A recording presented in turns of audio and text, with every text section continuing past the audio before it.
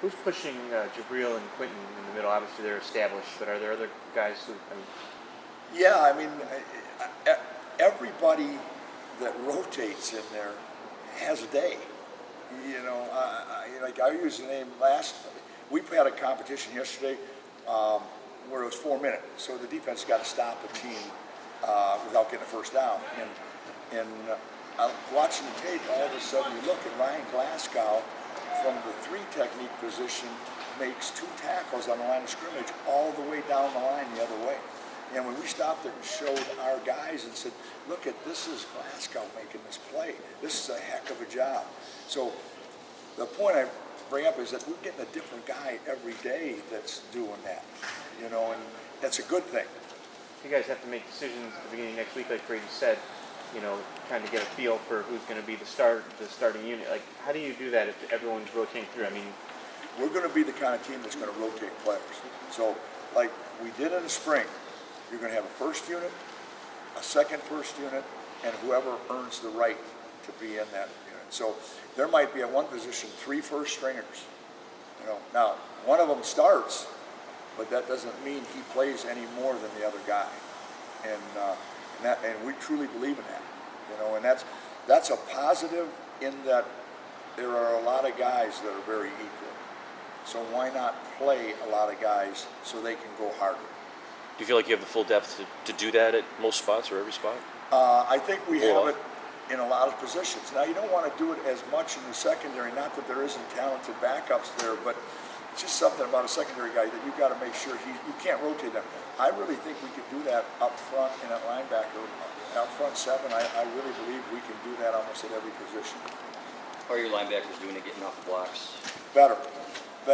And if you would have asked me this 3 days ago, I would have said I'm concerned. But 2 days ago and yesterday, you saw them finally understand that the ball is the issue. That's what you got to get to, not run into the blocker. And there's a split second in there as a linebacker where you got to decide, do I take on that block and stuff that hole, or do I avoid him? And if I avoid him, sometimes I get caved out of the hole. That's just a feel. That's a youth thing. And in the last 2 days, I saw that happen for a positive more than it has all last year.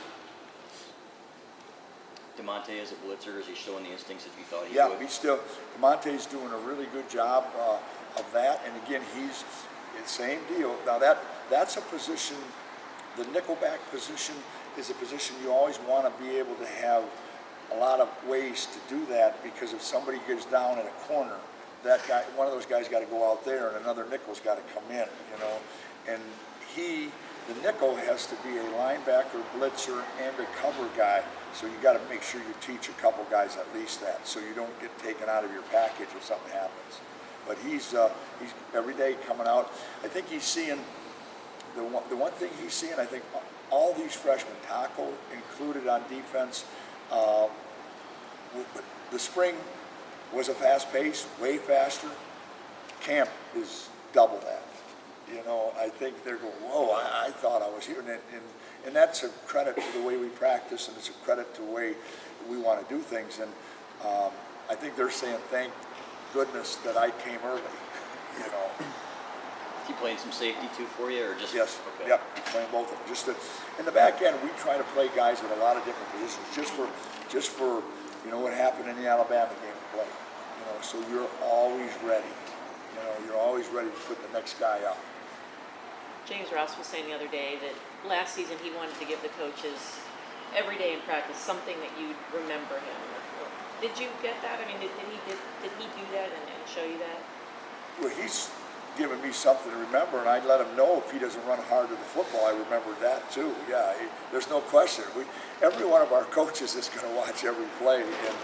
But one thing about him, and I mean that kiddingly, Angelique, but he truly has the pride and the wherewithal and all that kind of thing of a junior or senior. That's what you like about him. He's not a freshman in there. He's not a sophomore. He takes charge when he's in there, and that's why I think he's got a very bright future.